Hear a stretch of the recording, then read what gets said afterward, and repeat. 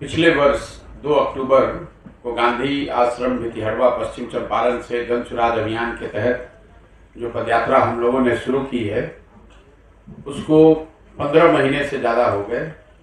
इन 15 महीनों में पश्चिम चंपारण से चल के पूर्वी चंपारण, शिवहर, गोपालगंज, सिवान, छपरा, वैशाली, समस्तीपुर, मुजफ्फरपुर, सीतामढ़ी, मधुबनी होते हुए हम लोग दरभंगा पहुँचे हैं। पिछले महीने के 29 तारीख को मैं दरभंगा आया और ये पूरा महीना मैं दरभंगा में ही रहूँगा। पदयात्रा के जो 3 उद्देश्य हैं, पहला उद्देश्य ये है कि बिहार की जनता के गरीबी, बदहाली, पिछड़ापन का जो कारण है, उन सारे कारणों का जो मूल है, जो जड़ है, वो मेरी समझ से ये है कि बिहार की जनता अपनी परेशानियों से 5 साल जूझती है, समस्याओं से, पढ़ाई के लिए, रोजगार के लिए, सड़क, बिजली, पानी, हर चीज़ की दिक्कत उसको है। लेकिन जब वो वोट करने जाती है 5 वर्ष पर एक बार, तो वो अपनी समस्याओं को छोड़कर उन मुद्दों पर यहाँ के लोग वोट करते हैं जो जिनका उनके समस्याओं से कोई सरोकार नहीं है। पिछले 30-35 वर्ष से बिहार में ज़्यादातर लोग, 2/3 से ज़्यादा जो वोटर है, वो सिर्फ 4 ही मुद्दे पर वोट कर रहा है। पहली बात तो जाति की है कि अपने जाति का जो व्यक्ति उम्मीदवार है लोग उसको वोट करते हैं। दूसरा, जो जाति पर वोट नहीं करते हैं वो धर्म के नाम पर, हिंदू मुसलमान, मंदिर मस्जिद के नाम पर लोग वोट करते हैं। तीसरा, एक बहुत बड़ा वर्ग है बिहार में जो लालू जी का जो एक फिनोमेना है, लालू जी खाली नेता नहीं है, एक फिनोमेना है, लालू एक फिनोमेना है, तो उसके डर से लोग भाजपा को मजबूरी में वोट करते हैं, या जो आदमी भी लालू के विरोध में रहता है उसको वोट करता है। और करीब 20% आबादी वाला जो यहाँ मुसलमानों का समुदाय है, उनको भी ना जाति धर्म इससे मतलब नहीं, उनको सिर्फ इससे मतलब है कि कौन व्यक्ति, कौन दल भाजपा को हरा रहा है, तो भाजपा के डर से लालू को वोट करते हैं। तो अगर इन्हीं 4 मुद्दों पर वोट पड़ता है, इसीलिए जो सारे और मुद्दे हैं वो चुनाव आते आते गौण हो जाते हैं। तो मेरी जो अपनी 10-15 वर्ष की सोच, अपने मेरे राजनीतिक सामाजिक अनुभव रहे हैं, उसके आधार पर मेरी सोच ये है कि जब तक जनता को इस बात के लिए समझाया, तैयार नहीं किया जाएगा कि भाई आपको वोट जिसको देना है दीजिए, लेकिन वोट आप अपनी समस्याओं के लिए दीजिए, अपने बच्चों के लिए दीजिए, उनके भविष्य के लिए दीजिए। तो पदयात्रा का पहला उद्देश्य यही है कि सुबह से शाम तक आप देखते हैं हम लोग गांव-गांव जाकर 200, 250, 100, 50, 500 लोगों की सभाओं में लोगों को ये बता रहे हैं कि आप अपने और अपने बच्चों के भविष्य के लिए वोट करें। वोट जिसको करना है करें, लेकिन अपने और अपने बच्चों के लिए करें। दूसरा जो उद्देश्य है, बिहार में लोग ये बताते हैं कि अगर मान लीजिए कि जनता सही लोगों का चुनाव करने को तैयार हो भी जाए, उनके मुद्दों पर वोट करने को भी तैयार हो, तो भी उनके पास विकल्प तो होना चाहिए। जो लालू के डर से भाजपा के डर से लालू को वोट देने वाले करीब आधी जनता है, उसको तो ये मालूम है कि ये गलत वोट वो कर रहे हैं, वो जाति पर नहीं दे रहे हैं, धर्म पर नहीं दे रहे हैं, इसलिए मजबूरी में दे रहे हैं। उन लोगों को मजबूरी में वोट न देना पड़े गलत दल या नेता को, इसके लिए जरूरी है कि बिहार में एक नया विकल्प बनाया जाए। बिहार में 50% से ज़्यादा लोग, आज विभिन्न सर्वे में ये निकला है कि 50% से ज़्यादा बिहार के लोग ये चाहते हैं कि बिहार में एक नया विकल्प बने, एक नई व्यवस्था बने जो ये भाजपा, जदयू, आरजेडी से अलग हो, क्योंकि उन्होंने पिछले 30-35 सालों में ये देख लिया है कि इन किसी दल से बिहार का सुधार होने वाला नहीं है। एक नया प्रयास होना चाहिए, नया विकल्प बनना चाहिए। अब वो विकल्प क्या हो, कौन उसका नेता हो, उसको लेकर अलग अलग मत हो सकते हैं, लेकिन बिहार में एक नया और बेहतर विकल्प होना चाहिए, इसको लेकर आधी से ज़्यादा जनता एक तरीके से तैयार बैठी है। तो पदयात्रा का दूसरा उद्देश्य है कि बिहार में ऐसे लोगों को साथ में लेकर एक नया विकल्प और दल बनाया जाए। फर्क सिर्फ इतना है कि वो दल कोई व्यक्ति प्रशांत किशोर न बनाए, बल्कि जब अगर 50% जनता, 6 करोड़ से ज़्यादा लोग ये चाहते हैं कि नया दल बने, उन्हीं लोगों में से सही लोगों को ढूंढ कर निकाला जाए और सब लोग मिलकर एक लोकतांत्रिक तरीके से एक दल बनाएं। वही लोग मिलकर इस दल का संविधान तय करें, वही इसकी दल की प्राथमिकता तय करें, नेता का चुनाव करें और आगे जनता के सामने वो विकल्प के तौर पर अपनी बात रखें। पदयात्रा का जो तीसरा उद्देश्य है कि अगर लोगों की बात समझ में आ जाए कि भाई हमें अपनी समस्याओं पर अपने बच्चों के भविष्य के लिए वोट करना है, उनके सामने सही जनप्रतिनिधि का विकल्प भी, दल का विकल्प आ जाए, लोग उसको चुन भी दे, तो भी बिहार का सुधार नहीं हो सकता है जब तक चुने हुए लोगों के पास बिहार को सुधारने के लिए एक ब्लूप्रिंट ना हो, एक योजना ना हो। तो पदयात्रा का तीसरा उद्देश्य ये है कि जमीन पर जाकर जमीनी हकीकत को समझकर, समस्याओं को आंख से देखकर, लोगों से सलाह मशवरा करके बिहार के हर पंचायत का अलग अलग, मतलब अगर 8,500 पंचायत हैं तो 8,500 अलग अलग योजनाएं बनाना, ताकि हर पंचायत का एक खाका बनाया जा सके कि अगले 10 वर्ष में उस पंचायत का विकास कैसे किया जाएगा। कहीं पुल की समस्या है, कहीं सड़क की समस्या है, कहीं जल जमाव की समस्या है, कहीं नाली गली का मामला है। इन बातों को तो हम लोग शामिल करते ही हैं, लेकिन इन सारी पंचायत योजनाओं में 3 बातें बिल्कुल आवश्यक तौर पर शामिल की जाती है। पहला, हर पंचायत में बच्चों के पढ़ने की व्यवस्था को कैसे सुधारा जाए। दूसरा, हर पंचायत में 800 से 1200 नए रोजगार के अवसर कैसे पैदा किए जाए, ताकि यहाँ से बेरोजगारी और पलायन को रोका जा सके। और तीसरा, हर पंचायत में क्या किया जाए जिससे कि वहाँ के किसान, खेती किसानी करने वाले लोगों की आमदनी को बढ़ाया जा सके। बिहार में जो खेती है, ये लोग कमाने के लिए नहीं करते हैं। खेती यहाँ कमाई का जरिया नहीं, ये खाने का जरिया है। अब गांव देहात में सुनते होंगे, लोग कहता है कि अभी कटाई है तो आए हैं घर पर, अभी धान का रोपनी हो जाएगा, उसके बाद कमाने के लिए बाहर जाएंगे। मतलब खेती हम कमाने के लिए नहीं कर रहे, खेती तो इसलिए कर रहे हैं कि बाल बच्चे को खाना मिलता रहे। कमाने के लिए लोग मजदूरी करने बाहर जाते हैं। तो ये 3 जो मुख्य समस्या है जिसके समाधान से मुझे लगता है कि बिहार में व्यवस्था सुधर सकती है, वो है लोगों में जागरूकता आए कि लोग अपने और अपने बच्चों के लिए वोट करें, उनके सामने एक सही लोगों का विकल्प, एक नया दल हो, और तीसरा, उन दल के लोगों के पास बिहार को सुधारने का अगले 10 साल का प्रमाणिक एक योजना हो, जो नीचे जमीन से को देखकर समझकर बनाया गया हो। इन्हीं 3 उद्देश्यों को लेकर हम लोग पिछले 15 महीने से चल रहे हैं। करीब करीब आधा बिहार में अभी चल पाया हूँ, 40-45% के आसपास। आधा बिहार और बाकी है, उसको करने में अभी 1-1.5 साल और समय लग सकता है, लेकिन मैं पूरी तरीके से प्रतिबद्ध हूँ, चाहे 1 बरस लगे या 5 बरस। इस चीज को बिहार के गांव-गांव जाके करना है, इस व्यवस्था को बनाना है, और इसी के लिए पूरा समय अपना जीवन का मैंने अपना घर परिवार छोड़कर, जैसा आप देखते हैं मैं कैंप में ही रहता हूँ, यहीं सुबह शाम चलता हूँ, और इस काम को हमें धीरे धीरे करना ही है। पदयात्रा सिर्फ चलने के लिए नहीं है, ऐसा नहीं है कि 20 किलोमीटर चले और फिर उसके बाद कहीं दूसरे जगह चले गए। पदयात्रा चलना एक जरिया है, एक चीज है। लोगों से मिलना, वहाँ की समस्याओं को समझना, बैठ के उसका योजना बनाना, वो भी पदयात्रा का हिस्सा है। अगर मैं दरभंगा में 35-40 दिन रुकूंगा तो उसमें 20-25 दिन चलूंगा, 10 दिन उन समस्याओं का संकलन, उन लोगों के साथ मिलना, उनको जोड़कर संगठन बनाना, ये भी पदयात्रा का हिस्सा है। जब मैं पदयात्रा यहाँ पर खत्म करूंगा तो सैकड़ों गांवों में हमने लोगों को जाकर अपने हिसाब से, अपनी भाषा में लोगों को ये समझाया होगा कि आप अपने बच्चों के पढ़ाई के लिए, रोजगार के लिए वोट कीजिए। करीब 50 से 60 हजार लोगों को हमने चिन्हित करके निकाल लिया होगा, जो जन स्वराज के संगठन व्यवस्था को बनाने में संस्थापक के तौर पर जुड़ेंगे, और दरभंगा के हर पंचायत के अगले 10 साल की योजना का खाका भी हमने बना लिया होगा। ये जब पूरा हो जाएगा तभी हम दरभंगा से निकलेंगे।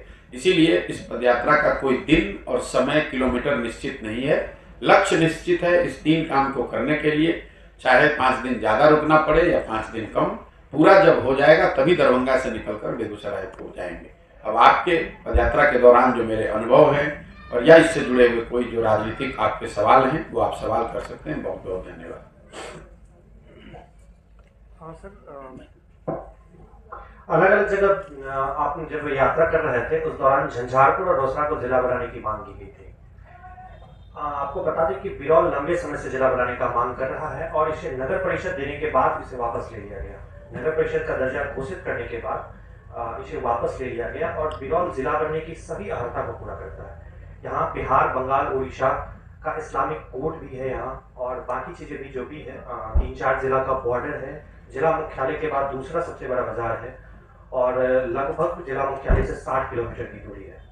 तो इस पर क्या कहना चाहिए? देखिए, यहाँ जो प्रशासनिक ढांचा है उसमें नीतीश कुमार के शासन के दौरान एक उनकी हठधर्मिता रही है कि उन्होंने प्रखंड, ब्लॉक और पंचायतों की जो संख्या है उसको बढ़ाया नहीं है। नतीजा ये हुआ है कि जो बात आप यहाँ बिरौल के लिए कह रहे हैं, झंझारपुर में वही बात है, बगहा में वही बात है, रोसड़ा में वही बात है। बिहार के आबादी के हिसाब से आबादी करीब करीब 2 गुनी हो गई और जिलों की संख्या को बढ़ाया नहीं गया। अब उनकी हठधर्मिता एक है नीतीश जी की कि हमको जिला नहीं बनाना है। जैसे बगहा में उन्होंने पुलिस जिला घोषित कर दिया लेकिन पूरा जिला नहीं बना रहे हैं, जिसका कोई तर्क नहीं है, जिसका कोई तुक नहीं है। अगर आपने पुलिस जिला बना दिया है तो या तो आप उसको पूरा जिला बना दीजिए, नहीं बनाने का क्या तुक है? कोई उसका आधार नहीं है, सिर्फ राजनीतिक एरोगेंसी है। जैसे यहाँ अगर आप प्रखंडों की संख्या देखेंगे उसका भी यही हाल है। दक्षिण के जो राज्य हैं वहां पर पंचायतों की जो संख्या है वो पॉपुलेशन 3000 से 5000 पर एक पंचायत है। बिहार में 12000 से 16000 पर एक पंचायत है। यहाँ प्रखंड जो हैं वो 3 लाख की आबादी पर, 2.5 लाख की आबादी पर बनाए गए हैं। जिलों की हालत भी वही है। पश्चिम बंगाल को अगर आप हटा दें तो बिहार में जिले में प्रति जिला जो जनसंख्या है, प्रति जिला, प्रति ब्लॉक, प्रति प्रखंड, प्रति पंचायत, ये इंडिया में सबसे ज्यादा है। तो मुझे ऐसा लगता है कि इसको एक समुचित तरीके से देखने की जरूरत है। मेरा अपना व्यक्तिगत मानना है कि अगर इसका एक ऑब्जेक्टिव असेसमेंट हो तो बिहार में जिलों की संख्या करीब करीब 60 के आसपास होनी चाहिए। राष्ट्रीय औसत को के हिसाब से भी अगर जिले बनाए जाएं कि एक जिले में कितनी जनसंख्या होनी चाहिए। जिले इतने बड़े हैं कि जो जिला प्रशासन है उस अपने 2 साल 3 साल के कार्यकाल में कितने प्रखंड तो पदाधिकारी जा ही नहीं पाते हैं। लोगों की समस्या जो डेली है वो तो है ही है। तो यहाँ पर 60 से ज्यादा जिले बनने चाहिए, करीब 200 से ज्यादा प्रखंडों की जरूरत है और करीब करीब पंचायतों की संख्या को डबल करने की जरूरत है। और ये उस बड़े सोच का हिस्सा है कि सत्ता और संसाधन दोनों का विकेंद्रीकरण होना चाहिए। नीतीश कुमार के शासन व्यवस्था में एक चीज जो सबसे गलत हुई है, उन्होंने सत्ता और संसाधन दोनों का केंद्रीकरण कर दिया है। बिहार सरकार का बजट है 2,46,000 करोड़। 60% उस बजट की राशि उन विभागों से खर्च हो रही है जो सिर्फ उसके मंत्री हैं 2 लोग, नीतीश कुमार और तेजस्वी यादव। तो पूरी शासन व्यवस्था 2 नेता और 5 अफसर ही चला रहे हैं। इसीलिए जब आप गांव देहात में घूमते हैं तो आपको ये सुनने को मिलता है कि नीतीश में तो अफसरशाही बहुत है, अफसरों का राज है। ऐसा इसलिए कि उन्होंने पूरे सत्ता का केंद्रीकरण कर दिया है। जो अफसर है उसको मालूम है कि मैं डीएम को बताऊंगा, डीएम चीफ मिनिस्टर के ऑफिस में बैठे किसी सेक्रेटरी को बताएगा, बाकी उसकी जवाबदेही किसी जनप्रतिनिधि के प्रति या उसकी जवाबदेही जनता के प्रति करीब करीब नगण्य है। लोगों को मालूम है चीफ मिनिस्टर ऑफिस से मेरा संबंध ठीक है, हम पैसा देकर आए हैं या मेरा कोई रिलेशन है किसी भी वजह से, तो हमको डरने की जरूरत नहीं है। हम काम करें न करें, लूट मार मचाएं, हम यहाँ बने रहेंगे। तो जन सुराज की एक वो सोच है, हम लोग की जो परिकल्पना है कि सत्ता और संसाधन का बड़े पैमाने पर विकेंद्रीकरण होना चाहिए। कम से कम 1/3 विकास की राशि पंचायतों के माध्यम से खर्च होना चाहिए। तभी और बड़े स्तर पर जब यहाँ सत्ता का और संसाधन का विकेंद्रीकरण होगा और जन भागीदारी को बढ़ाया जाएगा, तभी यहाँ के भ्रष्टाचार पर अंकुश लगेगा, तभी काम नीचे होगा। कई लोग ये बताते हैं कि भैया पंचायतों में भी तो मुखिया सरपंच लोग भी तो चोरी कर रहे हैं, लेकिन फर्क है उसमें। देखिए, नल जल योजना यहाँ बनी, मैं आपको उदाहरण देके बताना चाहता हूँ। नल जल योजना बनी, पूरी योजना में बंदरबाट हुआ, चोरी हुई। नतीजा क्या हुआ कि 90%, ये आंकड़ा याद रखिए, 90% वार्ड सदस्य चुनाव हारे हैं। 80% बिहार के मुखिया चुनाव हारे हैं। उनका आधे से ज्यादा लोगों का तो कैरियर खत्म हो गया। उन्होंने गलती की, चोरी की या उसमें सहभागी बने तो जनता ने उनको जवाब दिया। लेकिन उसी नल जल योजना में जो हजारों की संख्या में अफसरों ने पैसा लिया, किसी अफसर को आपने नहीं सुना कि किसी डीएम पे कार्रवाई हुई हो, कोई इक्का दुक्का कोई पकड़ा गया हो, सीनियर अफसर तो कोई नहीं पकड़ा गया। अगर शौचालय बनाने में चोरी हुई, 2000 रुपये प्रति शौचालय लिया गया और ओडीएफ जनप्रतिनिधि और अफसरों ने मिलकर जारी किया, शौचालय नहीं बना तो 5 वर्ष आपने लूट किया, लेकिन मुखिया को लोगों ने हराया। लेकिन जिस डीएम ने ओडीएफ पे साइन किया, उस डीएम पर कहीं कोई कार्रवाई नहीं हुई। तो लोकतंत्र में जब तक आप संसाधन और सत्ता का विकेंद्रीकरण नहीं करेंगे, उसको लोगों के नजदीक नहीं ले जाएंगे, तो जन भागीदारी बनेगी नहीं। अफसर बैठ के दिल पटना में तय कर रहा है कि कौन सी सड़क बननी चाहिए, कौन नहीं बननी चाहिए। और ये नीतीश कुमार का बहुत बड़ी उनकी शासन व्यवस्था की एक कमी है। जैसे उनका जो जनता का दरबार है, मैं जब उनके साथ 6 महीने था तो मेरा बड़ा ऑब्जेक्शन था इस पर कि आप कोई राजा थोड़ी ना है कि आप दरबार लगा रहे हैं। आप वो व्यवस्था बनाइए कि लोगों को पंचायत में, ब्लॉक में व्यवस्था हो जाए। रोज आपके यहाँ कोई पटना में आता है, आपने ध्यान जाके देखिएगा, 2015 से 17 के बीच में मैंने नीतीश का जनता दरबार बंद करा दिया था।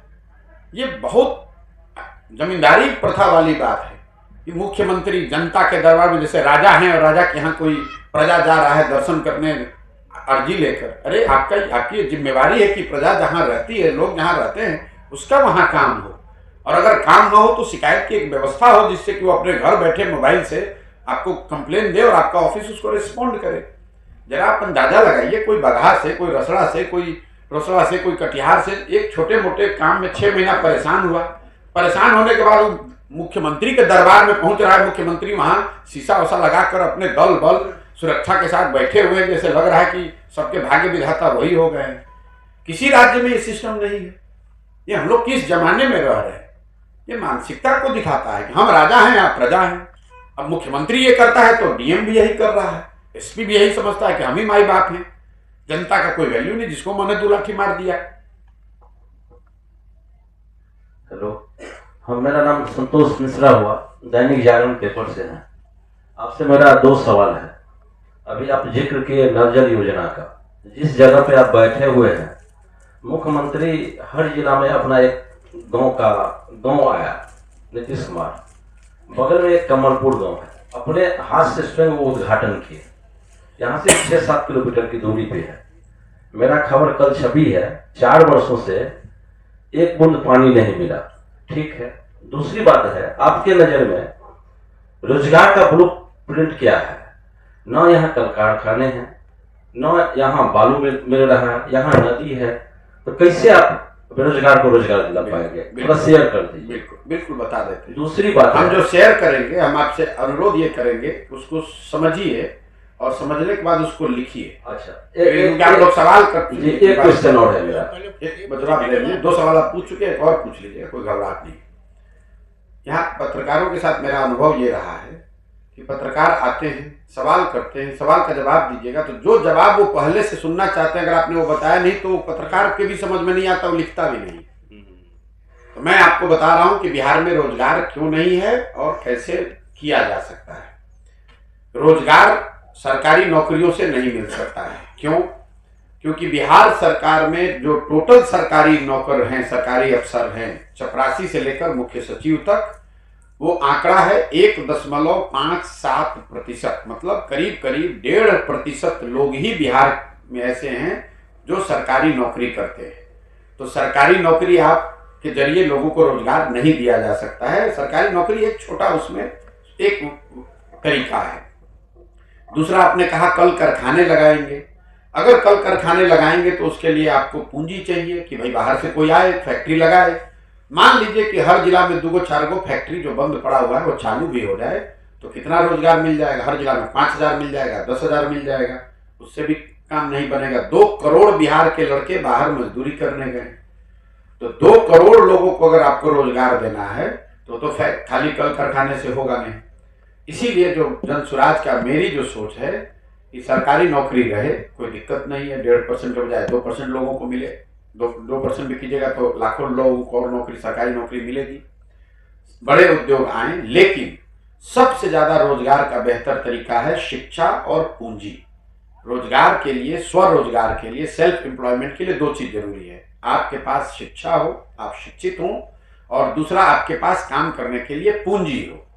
तो बिहार में शिक्षा की जो हालत है, स्कूल से खिचड़ी, कॉलेज से डिग्री, पढ़ाई दोनों में कहीं नहीं हुआ। तो आपने बीए तो कर लिया कागज पर, लेकिन आपकी समझ तो कुछ बनी नहीं, आपने पढ़ाई तो करी नहीं। तो शिक्षा व्यवस्था को में आमूलचूल परिवर्तन किया जाए ताकि लोगों की समझ और काम करने की क्षमता को सुधारा जाए। दूसरा, उससे ज़्यादा महत्वपूर्ण जो है, क्योंकि बिहार में मजदूरी करने वाले बहुत लोग हैं, पूंजी की उपलब्धता। बिहार में बेरोजगारी इसलिए नहीं है कि 2 फैक्ट्री नहीं है, बिहार में बेरोजगारी इसलिए है कि लोगों के पास यहाँ काम करने के लिए पूंजी नहीं है, पैसा नहीं है। मान लीजिए कि आपको बाल काटने आता है, तो आप अगर आपके पास 50,000 रुपया हो और 2 लाख रुपया बैंक से लोन मिल जाए तो आप एक सैलून खोल लीजिएगा। सैलून खोलिएगा, आप बिजनेस आपके लिए हो गया, 4 आदमी को रोजी रोजगार दीजिएगा, अपना भी परिवार चलाइएगा। लेकिन अगर आपके पास 50,000 रुपया न हो या बैंक से कर्ज न मिले तो आप क्या करेंगे? जाकर पटना में, दिल्ली में किसी सैलून में मजदूरी कीजिएगा 10,000 रुपये पर। तो ये जो पूंजी की उपलब्धता है, ये क्यों नहीं है बिहार में? इसकी 2 वजह है। पूंजी आता है 2 जगह से। एक, जो पैसा आप कमाते हैं, कमा के खर्चे के बाद जो बचता है वही तो आपकी पूंजी हुई। अगर मान लीजिए आप 1 लाख रुपया कमाए, उसमें 80,000 रुपये खर्चा और 20,000 रुपये जो बचा, उसी से तो कोई काम कीजिएगा। और दूसरा पूंजी का स्रोत है बैंकों से मिलने वाला कर्ज।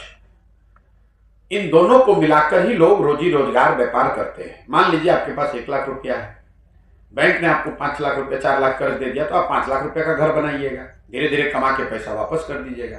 अगर बैंक आपको 4 लाख रुपया न दे तो आप 1 लाख का ही घर बना पाइएगा, छोटा बनाइएगा।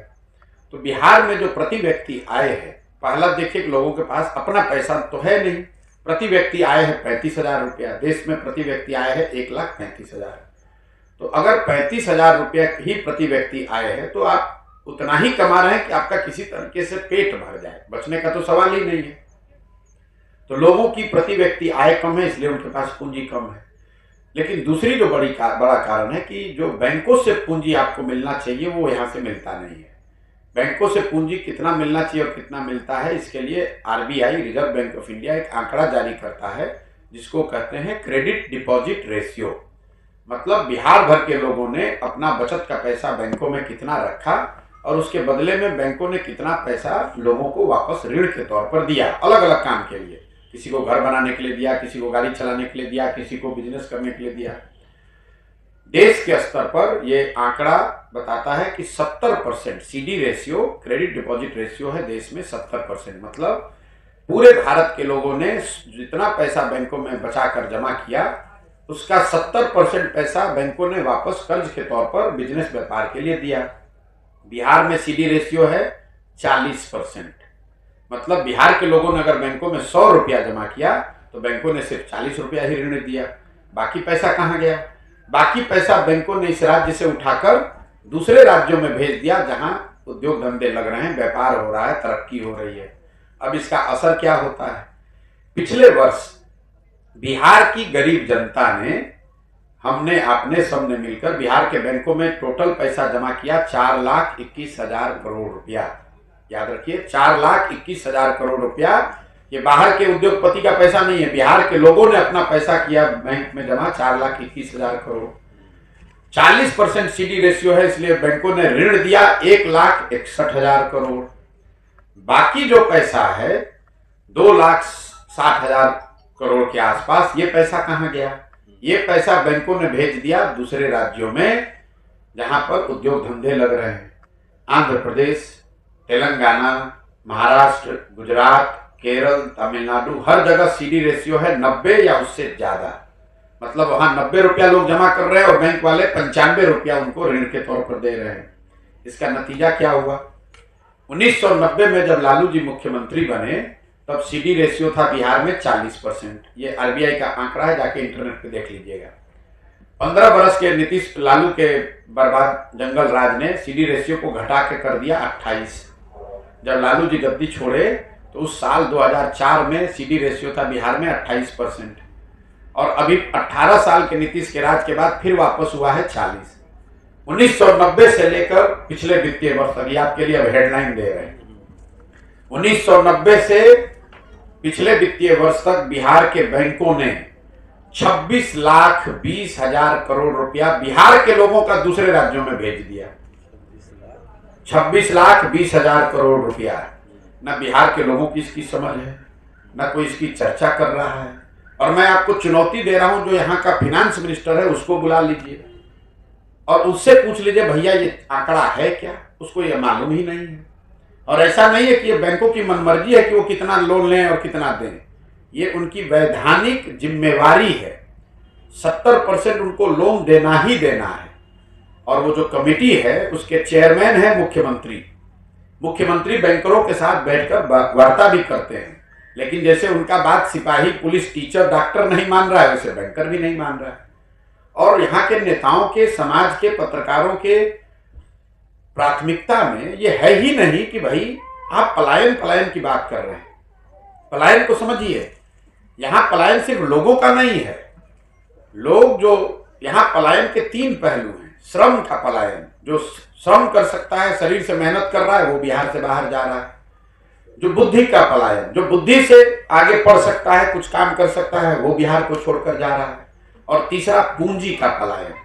ये तीनों पलायन ने स्थिति यहाँ ऐसी पैदा कर दी है कि जो काम करने वाला है वो भी बिहार से बाहर, जो बुद्धि से बलवान है वो भी बिहार से बाहर, और जो पैसा से पहलवान है वो भी बिहार से बाहर। तो बिहार में बच कौन गया?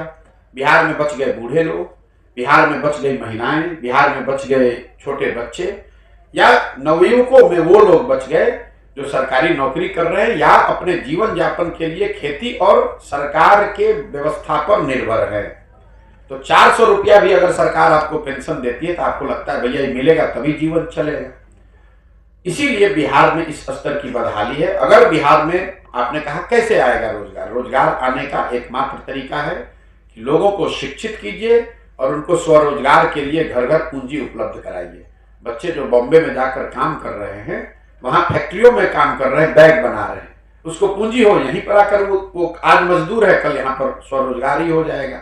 10 आदमी को यहाँ साथ में रखकर बैग बनवाएगा और उससे आमदनी बढ़ेगी, रोजगार बढ़ेगा। अगर आप बैंक पैसा देने लगे तो यहाँ हजारों अलग से घर बनने लगेंगे। जब घर बनेगा तो जो आदमी बॉम्बे में जाकर आज राजमिस्त्री का काम कर रहा है वो यहीं बेगूसराय, दरभंगा में करने लगेगा। हजारों लोग यहाँ नई गाड़ियां खरीद लेंगे। अगर गाड़ी खरीदेंगे तो उतने गाड़ी बेचने वाले होंगे, गाड़ी को बनाने वाले मैकेनिक उतने हो जाएंगे, उससे रोजगार होगा। पूंजी और शिक्षा, दुनिया में जहां पर भी तरक्की हुई है, कई लोगों को लगता है आप न्यूजीलैंड जाइए, फिनलैंड जाइए, स्वीडन जाइए, डेनमार्क जाइए, पूरे देश में एक भी बड़ी कंपनी का नाम आप नहीं जानते। वो दुनिया के सबसे धनी देश हैं। आपको कहेंगे भैया बताओ फिनलैंड का कोई एक बड़ा कंपनी का नाम, 1-2 कंपनी पूरे देश में नहीं लोग जानते। नोकिया भी बर्बाद हो गया। तो उतने बड़े देश में, लेकिन फिर भी लोग बहुत धनी हैं। क्यों? इसलिए धनी है कि हर आदमी कुछ न कुछ स्वरोजगार कर रहा है। हर आदमी कोई रेस्टोरेंट चला रहा है, कोई गाड़ी चलवा रहा है, कोई ट्रांसपोर्ट का काम कर रहा है। बिहार में विकास का वो विजन होना चाहिए, लोगों को स्वरोजगार मिले, बजाय इसके कि आप उसको सरकारी व्यवस्था पर, चाहे नौकरी हो या बेनिफिट हो, उसके लिए उसको उस पर लोड बढ़ाते चले जाएंगे। 13 करोड़ लोगों को आप कहां से सरकार पैसा दे पाएगी? सरकार कहां से उसको नौकरी दे पाएगी? सरकार को तो वो व्यवस्था बनानी है जिसमें 13 करोड़ में ज्यादातर लोग अपना अपना खुद रोजगार करने लगे, तब तरक्की होगी। तो हेडलाइन तो अब इतना लंबा चौड़ा में आपको इतना समझना है कि बिहार से 26,20,000 करोड़ रुपया बैंकों ने दूसरे राज्यों में ट्रांसफर किया है। इस पर सरकार का क्या कहना है, जरा आप या बैंक पर जाकर पूछिए। और आरबीआई का आंकड़ा है, कोई इसको काट नहीं सकता, इंटरनेट पे अवेलेबल है। सर, मैं Sanjay Singh, mobile reporter sir. सवाल एक मेरा ये है, जो आप ये पद यात्रा कर रहे हैं, पूरे बिहार में आपका पद यात्रा है, जिसमें आप 11 जिले करके 12वां जिले में है, दरभंगा में। इसका मेन और मुख्य उद्देश्य क्या है? या तो बातें 3 गो उद्देश्य बोले, फिर वही बात आप रिपीट कर। नहीं सर, जैसे मेन और मुख्य उद्देश्य तीनों बता दिया। जनता को ये बताना कि आप अपने और अपने बच्चों के लिए वोट कीजिए, एक नया विकल्प, नया दल बनाना, जनता की मदद को साथ में सबको लेकर एक नया दल बनाना, और तीसरा बिहार को अगले 10 साल में 10 अग्रणी राज्यों में शामिल कराने की जमीन से को देखकर समझकर एक नई योजना बनाना। सर, क्या आपका चुनाव लड़ने का विचार है 2024-25? मेरे भाई, जब दल बनेगा तो दल तो चुनाव लड़ेगा ही लड़ेगा, लेकिन जब दल बनेगा तभी तो चुनाव लड़िएगा। क्या आप किसी पार्टी से गठबंधन करेंगे या आप लोग इससे ज्यादा कभी बिहार में आगे सोच ही नहीं सकते। इससे आगे कभी आप सोच ही नहीं सकते हैं कि गठबंधन। आपको लग रहा है कि हम अपने जीवन का 3 बरस गठबंधन करने के लिए यहाँ बेकार कर रहे हैं। चुनाव लड़ना जीतना ये काम हमने 10 वर्ष किया है, ये 6 महीने का काम है। 2 जून 2015 को हम बिहार में आए, यहाँ गठबंधन बनवाया, पूरा बिहार जीतकर नवंबर में चले गए। उसके लिए हमको 3 वर्ष गांव-गांव जाने की जरूरत नहीं है। चुनाव लड़ना जीतना ये जो भगवान ने, ऊपर वाले ने जो भी थोड़ी बहुत मुझे सलाहियत समझ दी है, ये 6 महीना 9 महीना साल भर का काम है। उसके लिए आपको गांव-गांव जाने की जरूरत नहीं है। अगर चुनाव लड़ने के लिए गांव-गांव जाना होता तो कोई नेता आज तक गया है पैदल, 3 वर्ष पैदल चला है।